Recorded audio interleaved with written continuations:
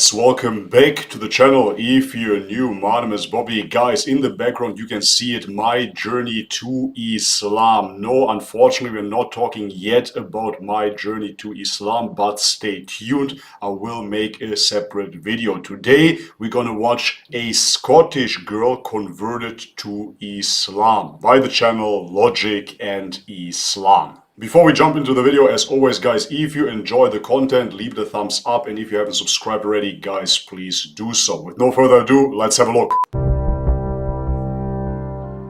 My name's Maya Wallace. I was born in 1988 in Glasgow. I grew up initially with my mother and father, who were both social workers. And after a few years we moved to the west of the city. It was just my mum and my brother. Initially my childhood was quite lonely, so I didn't have a wide social circle. It was very small, so I would spend my days at school, and after school I would come home. So then it would just be me, my mum and my brother. And what I would do, we'd watch TV. That was a big feature in our childhood. We didn't do a lot of outdoor activities. In the sense of things that you would go and pay to do. What we would do would be making jewellery, playing with my dolls. I was very active in lots of sports, gymnastics, athletics. I enjoyed a lot of outings with my mum, biking, home baking, things like this. In summer I became very active, so I'd go and stay with my grandmother and my grandfather in Ayrshire. And it was activity after activity, which I loved. We would go swimming every single day. We would go into town, we would go shopping, we would do more baking, which I loved because my gran is an amazing cook. I didn't have any religious views as a child. We didn't grow up with a religion, so there was no Bible in the house, no Quran, there was nothing like that. My family is my wider family, so my aunts and uncles, they're scientists, so a lot of the views that I had maybe came from them. So there was no impact, do I believe in God, is there a God? There was no such discussions. I found out when I was much older, speaking to my mum about religion, that apparently I used to go to Sunday school, but I have no recollection of that whatsoever. So in high school I took religious education, much to the dismay of my teachers. I decided to switch. Looking at her, I have to say it is very brave, of course, in such an environment, such a wide environment, European environment, to accept Islam. Because as a woman, if you fully accept Islam, you will cover as well. And this, of course, a huge challenge in comparison to men. I didn't have to do anything. When I reverted to Islam, I stayed exactly the same. I have my bald shaved head and a beard. This is it. I don't have to change much. Dress code wise, I usually wear jogging pants and a t-shirt, so there's not much I have to change yet again. For the women, however, they have to be very brave, because they have to change everything about their outward appearance. So in high school I took religious education, much to the dismay of my teachers. I decided to switch subjects because I wanted to learn a little bit more about religion. At this stage I had a desire to get some answers, not to adopt a religion, not to become Christian or a Sikh or Catholic. It was just to find the answers to these questions I had since I was a young girl. Now at school, I didn't get those answers. The religions that they taught, they didn't make any logical sense. And I thought, why would I have faith? This is from God, because surely God should be able to explain to me simply the answers. So my high school didn't teach Islam. This reminds me of the quote of Albert Einstein, who said, if you cannot explain it to a 6-year-old, you don't know the answer yourself. At the time, it was quite superficial. They said that they couldn't teach Islam because they didn't have a religious education teacher who'd studied that religion. Yeah. Either way, I was happy. To me, it wasn't a real religion, it was barbaric. The Muslims were crazy nutcases. They were just people that would terrorise innocent people, they would blow up buildings. So for me, I was glad. I didn't think that I would ever become Muslim, that I would ever entertain the idea of Islam. So it's quite ironic now. I am a Muslim. Yep. In so many revert stories, I've seen that pattern, myself of course included. We come from a background where we hate Islam. We look at it as a foreign entity, something that wants to invade our countries, bomb everything, as she said, terrorize people. But then once you start studying it, your eyes start opening up, and lastly your heart opens up, and then you revert. I had no interaction with people of other ethnicities, of other religions. There was perhaps 2 or 3 students in my school, but they were very westernised. They had adopted our culture, so I had no real ability to see what really is Islam, what is a Muslim. So from there on in I thought, well, I've learned about the real religions. They're a load of rubbish, I don't believe in them. So I just carried on. I just became a normal Scottish teenager. I done what you would expect of any sort of British teenager. I went out clubbing, I drank alcohol, just had a laugh. There was no point. Looking back, I just think at that time I thought that's what you did with your life, but to me now it just seems pointless. It's unfortunate, but she is correct. This is really what I would expect from any British teenager. It's true. Pointless. And where my journey into Islam began was in 2005, I started working in a call centre. And in that call centre it was predominantly Pakistani people that were in there that were Muslims. And they were not crazy. They were not anything that I had imagined, that the media had portrayed. And in actual fact, they became my best friends. And this is the first time I felt I had real, true friendship, where these people really cared for me, I really cared for them. And there was a group of us. So there was Saima, there was Shakila, there was Talib, Nabil and Atif. And it was us lot together, and I would just, initially it was just, I was interacting with them and we would just do normal things, go to the cinema, we would go out for meals.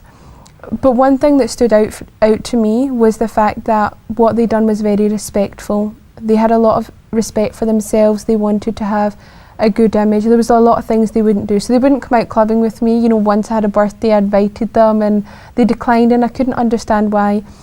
So slowly, it was just their behaviours, their mannerisms that introduced me to Islam. Lead by example, huh? When I was working in the call centre with the other Muslims, one of the most profound moments for me was actually during Ramadan, and I remember the moment sort of very clearly. We were in the Avon's office in Baird Street, and my group of friends that I'd mentioned earlier, they were fasting and they were about to open their fast. And Saima, she actually handed me a box of spring rolls that her mother had made, and she offered them to me if I wanted some. And to me that was just such a profound moment. You know, here I am having eaten all day, probably not even realising, you know, drinking in front of them, having water or something, and they're offering me food. They're breaking their fast with me. And that was a really profound moment for me. So something happened in that moment. I became curious. It's very interesting to see. Of course, this is now in a context of Ramadan, but nevertheless, many Westerners are absolutely surprised and shocked when they see the hospitality of foreigners in general. We come from the Balkan. My family is from the Balkan, from Northern Macedonia. It is absolutely normal for us to invite people to eat. And especially when I was a child and I played with some German kids, of course, my parents would invite them in. They're kids, they would give them food. Here, eat, of course. And they would be so surprised. Their parents would be surprised as well. Oh, they ate already? But if I was in a German household and then it was time for lunch, they would tell me, okay, go home now, Kevin has to eat. And I was wondering back then as a kid, man, what's wrong with you guys? You're living in such a big house, you don't have a little bit of spare food? I'm a 6-year-old kid here. How much will I eat? A little bit of fries, maybe one sausage at best? You don't have a little bit of food left for a kid? What is wrong with you guys? But this is the culture clash, of course. Therefore, it's not surprising to me that this Scottish woman here was shocked when she was met with such a hospitality. What are these It's Muslims normal, doing? man. They're starving themselves and giving their food away to me. Like, who am I? Why are they doing this? And then I started having questions. You know, what is Islam? Why are they Muslim? You know, are these kind attributes that they have, their upbringing? Is it just these specific people? Is it part of Islam? What is it? And so I started to ask them questions. I started to inquire, be inquisitive. And something that really shook me is that they weren't proud. Well, I think this, or I feel this, or I know that. They said, this is what the Quran says, this is what the Sunnah says, this is what the Hadith says. They had proof for everything. And never at any point did they say to me, just believe. just have faith. We know this is the truth. They didn't tell me that. They gave me the answers, and when they didn't know the answers, they would go and find out, and they would be humble enough to admit, I don't know, I can't answer that, I can't tell you.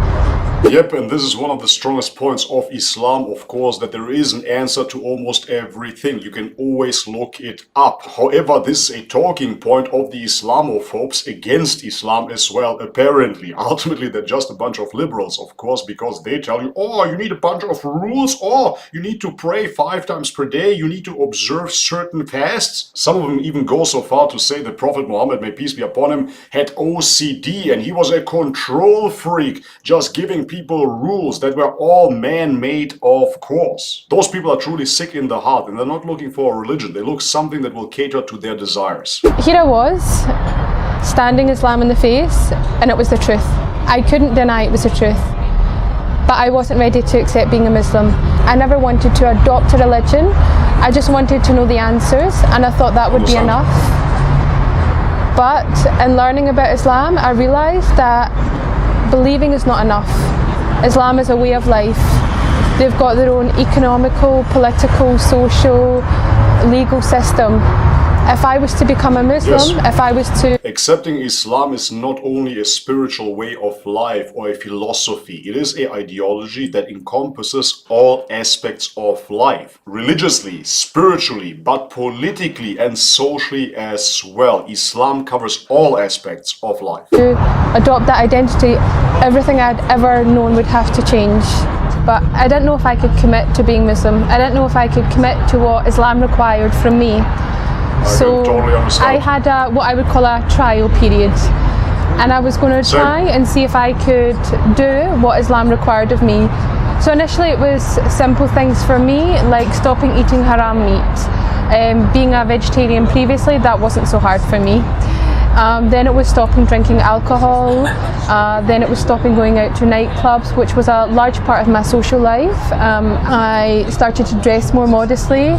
So I went half of my wardrobe, and slowly I realised that I was able to overcome these hurdles, but still I was apprehensive. You know, it was a lifetime commitment. If I became Muslim, that was it, and I wanted to be sure that I could give that commitment to Allah. And it just took a long time to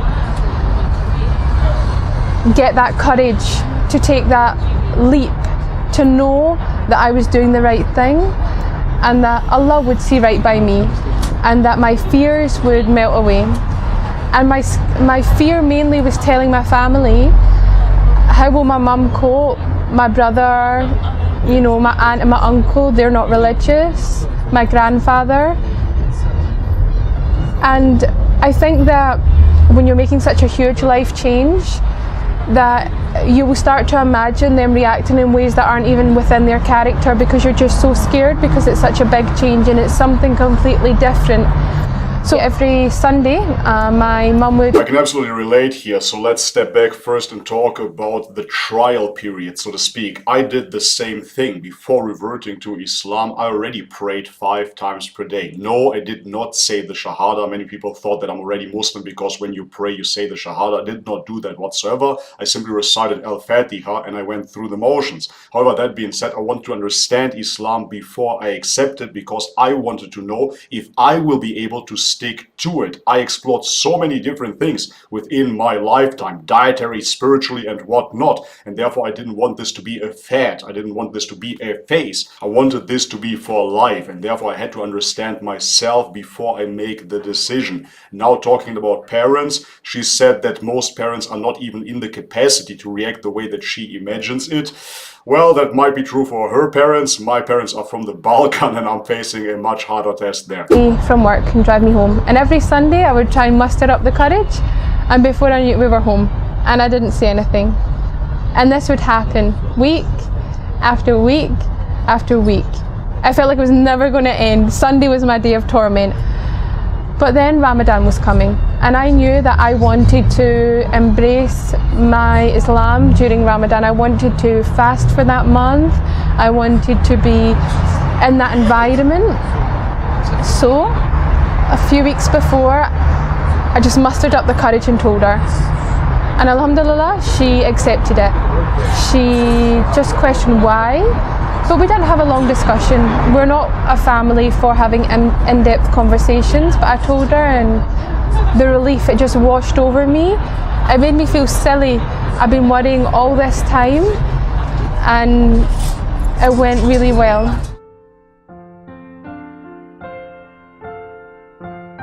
I went with my friends, some of my very good friends, Sam as well, Sam, and we went to Glasgow Central Mosque. And I took my Shahada through tears of joy. We were all crying, it was so emotional, and it was an experience that I wasn't expecting. We went, and at first we were told to go to the study room, and I would take my Shahada there with the Imam. I wanted to do it properly. I didn't want to do it just with 2 witnesses, which is all the requirement. I wanted to do it in the mosque, let everyone know, get a certificate, I'm Muslim. I found the answers. So we went, and the Imam sat me down. He started asking me strange questions. Why do you want to become Muslim? Is someone forcing you? Do you want to do it? And I'm like, yeah, that's why I'm here. Please just let me take my Shahada. That's not He strange. just obviously wanted to make sure It has to come from you, therefore it's not a strange question. He has to know, he has to make sure. I knew what Islam is, I knew what being Muslim meant. And then that day, after I prayed, it was the Jummah, Friday prayer. So we went and we prayed, and I remember feeling so nervous because of all the things I had learned. I didn't know how to pray Jummah. So I was standing there and my nerves, and I started to forget the prayers and the recitation that I'd learned. So I'm copying my friend, and I'm like, am I allowed to be looking at her at the corner of my eye? And we prayed. And that day was very emotional. The Imam gave a speech, and he was saying how there was a birth. That was me, which I found out later because I'm a revert to Islam. I'm a newborn in the eyes of Allah. There was also a marriage and a death. And that whole time that I was there. So in 2009, I finally reverted to Islam. I did change my name for 2 reasons. One, I wasn't too fond of my original name, but also I wanted something with a bit more meaning. So I chose the name Maya, as originally called Robin. Yeah, that's a nicer name for sure. My Sounds more journey feminine. to Islam, to becoming Muslim, was very easy. I had a lot of support. I had a lot of friends around me, even my own family my mother, my brother, they were very supportive of me. I remember when I went to take my Shahada, my mum was calling me just to make sure, good luck, hope everything goes okay. But where my struggles really began was when I started to go to an Islamic class, and I met other sisters. And this is where I learned about the proper attire, that we should be covered. And She didn't know that before. for a long time, That's surprising. I thought, I don't want to cover. My hair is so beautiful. I don't want it to go away. But slowly I started to educate myself. I started to learn a lot more about what hijab is, what is the purpose of it. And one of my friends gave me just a silly little analogy. They said, I've got 2 sweets, one covered, one uncovered, and I dropped them on the floor. Which one would you eat? Which one would you take? I said, the one with the cover, of course. And they said, well, that's how we view our women in Islam. They are the most precious thing to us. Of course, we would want them to be covered.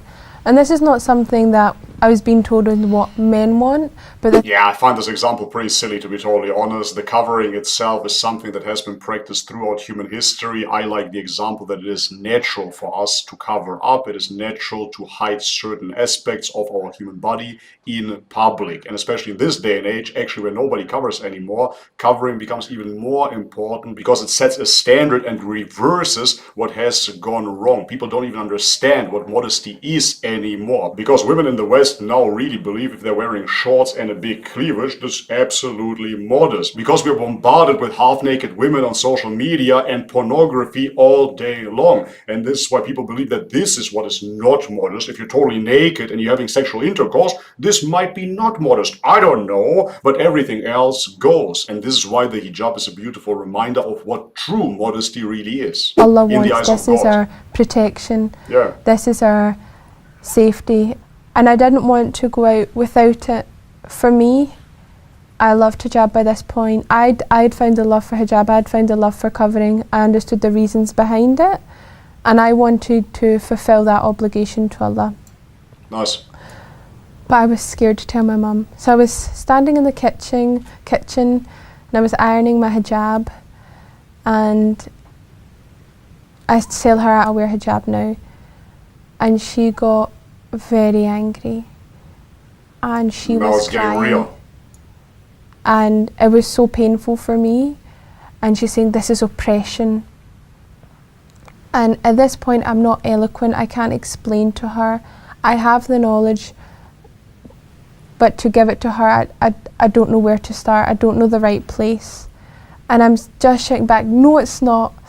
So I remember walking out of the house and going to my back garden, and I was in floods of tears and I was crying my heart out. And I phoned Zara, who had now become my Islamic teacher, mashallah, she's very good. And I'm crying to her, and I said to her, Zara, I have to take it off, I can't do this anymore. And she gave me so much comfort and so much love and so much strength. She said to me, Allah will never give you a test that you cannot bear.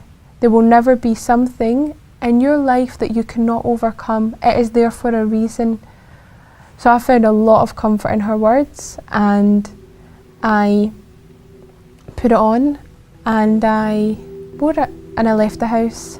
And my end point with my wider family came when it was my graduation, and my mother and my aunt and my uncle came, and I was hiding from them. I was in my graduation gown, I was wearing this big black graduation cloak and a black hijab, and I was just all black. Looks And I silly. was nervous. I was so nervous. And it was about to begin, so I said, okay, we need to take our seats now, but I'll see you afterwards. I just wanted to get it over and done with. I thought, look, when they see me walk across the stage, they'll see the hijab, maybe they'll talk about it, and then I won't need to be there when she sees it for the first time. I won't see that initial moment. And alhamdulillah, that's what happened. It was too late for them to come and greet me before, so I went upstage, I accepted my award, and I came down, and I could see in their faces that they had some apprehension. They were shocked, but they accepted it. My grandfather's not a man of many words, so when I went to see him, he'd been informed, I believe, by my family that I was Muslim and that I covered. And we've never spoken about it, me and my grandfather.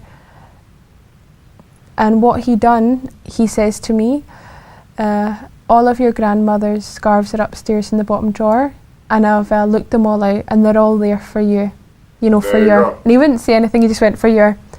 And that's when I knew that through that trial, through that, for me that was a very hardship, that there was light at the end of the tunnel, if you want to call it that. There was peace at the end for me, and that my family accepted the hijab, and that now they understand that. Yeah, and moreover, it shows that even in the West, women used to wear a covering, a hijab, if you will. My grandma used to cover her hair as well, and she would have been the last generation, basically, because after that, my aunts, my mother, they did not cover any longer. Christian women back in the day used to cover as well. It is just this modernist liberal agenda nowadays that tells you that this is Islam, and Islam is oppressive. Everybody used to do it. Even in Hinduism and Buddhism, you saw covering. Reasons behind it. It's ridiculous. And you guys don't know this as you're recording it, but I've wanted to wear a abaya for a long time. I've wanted to put on the proper covering, and I've been too nervous, and actually had discussion about the abaya with Ahmed, who's another revert, and he said to me, Abaya, I hear this for the very first time. Is the abaya the niqab? you will don't find know. the strength. Your husband, he will give you that guidance, and you'll be there. So when I was asked to come on this show, I thought, I don't want to go on wearing, like, I know I'm covered, you know, my arms down to my feet, my head, but I said I don't want to go on and wear My dress, I don't think that's right. I want to be a good example to my sisters out there, to Muslims, to people that are thinking about reverting. So today I put on the abaya for the first time. Okay, that's the abaya. So this whole covering then, yeah? Before I became Alright. Muslim, I was a little bit apprehensive about reading the Quran. I knew it was revealed in Arabic, so I was a bit worried that, little things, can I get it in English, which I could. The first one I got, it was just a literal translation. There was no context, there was no understanding, and for me, even though it was written in English, it was like Shakespeare, Alien, I don't know what this book is saying. But thankfully, some family friends, Shakespeare's Alien. they gave me a What? Quran, and it was a Quran meant for children. I gave the background story, so what happened when it was revealed to the Prophet, peace be upon him. And that's what started my love even more for this Quran. So now whenever anyone asks me about Quran, I say to them, don't be scared about reading it. I'll give them a copy of it that I think would be a good one to read, because although every single Quran has the same words in it, some are very good at explaining it. And for me, my favourite part of the Quran is in Surah Al-Baqarah.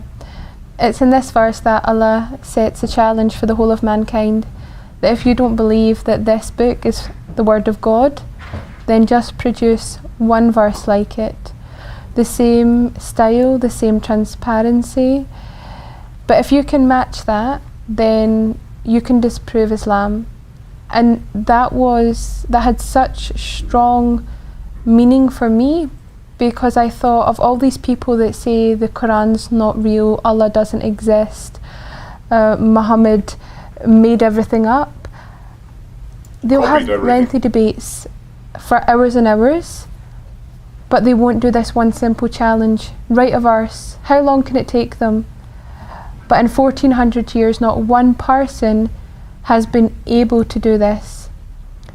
And the second part of this surah that meant a lot more to me, is that Allah goes on to say that you will not be able to write a verse like it. And I just think to anyone out there that's doubting Islam, then take this challenge. Come forth and bring a verse. Let's see it. We're waiting. Islam means everything to me. Islam is my whole life. I believe it's given me everything that I want.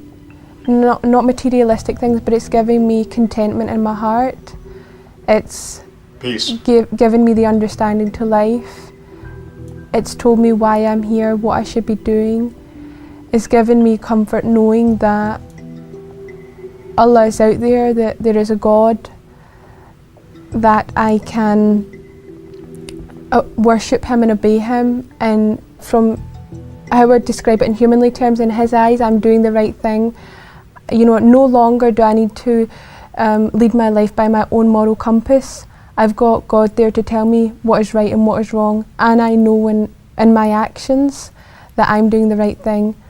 It's given me There is no own moral compass per se. There is a subjective view, and that's all you got, because your moral compass will differ from the moral compass, quote unquote, of a serial killer. In his eyes, it is absolutely okay to slaughter people. In your eyes, it is not. A vegetarian, a vegan, on the other hand, tells you that it's morally not alright to eat animals and to slaughter them. So therefore, morality is not subjective, or at least it cannot be if we're looking for a right and wrong. If we say morality is subjective, then we say, hey, anything goes basically. As long as you're all right with it, it must be fine. And of course, this is the argument for many movements nowadays. Hey, as long as you don't hurt anybody, it is a-okay, just do what you want. But this is not accurate, and moreover, it is irrational to live your life like this. Because if there is no right and wrong, anything goes. As I said, you can do whatever you want. Why would I even listen to any authority at all? Why would I obey certain laws in our society if everything goes? Moreover, if there is no afterlife at all, there is no consequence whatsoever. If my lights go out right now, I won't remember what happened, correct?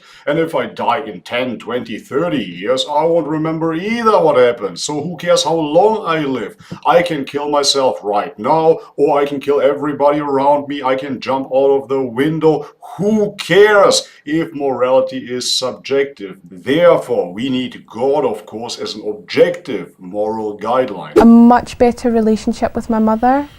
You know, she's a very private woman, stiff upper lip sort of thing. Now, every day she tells me she loves me. Mashallah, I would never have found my husband had I not become Muslim. He's Muslim, of course. And I just think that is an avenue that if I had never taken my Shahada, I would never have experienced. That's a lot of this. makeup. It's overwhelming that my life now feels complete. No longer am I chasing after the latest dress or the latest car or job. I have everything I need to keep me content right now at this age. I grew up in an environment where what I was told was that you're meant to go out, you're meant to travel the world, you're meant to experience many different things, date different people, to try and attain something, and when you've attained it, get more. Earn money, and when you've got money, earn more money. When you drink, learn to drink and then drink a bit more. Never ends. Gluttonous. It was just, and to me it had no real value. It was like, I'm going to live, inshallah, 60, 70, 80 years, and I'll have achieved nothing. Yes. Now I understand my place in this world and what I'm here for, and that's to obey Allah and complete my duties as a Muslim, spread Islam, and be an example to the community and my sisters around me. MashaAllah. Alright guys, and this is it for today's video. Long enough as it is, so I'm gonna cut it off here guys. I said everything I want to say throughout the video. It's absolutely beautiful to see what Islam can do, even in such a remote environment as Scotland, in a town where she wasn't even surrounded by many foreigners. Most people that she met were Scottish, and then later on in her life she met a few Pakistanis at her job. This is how she found out about Islam, and it absolutely transformed her, because it gave her an objective standard of morality, an objective standard of truth. What is right, what is wrong? Is it okay if I go drink, expose my skin, date many men and chase the money? Is this okay? Society tells me it is alright, so therefore it must be true, correct? Appeal to majority. Everybody around me does it, so hey, might as well. This is what we see. Islam is not dependent upon a certain historical time frame. Islam is never changing. So therefore, no matter what society will tell you is good right now, is in right now, you always know what is right and wrong if you remember what Islam tells you.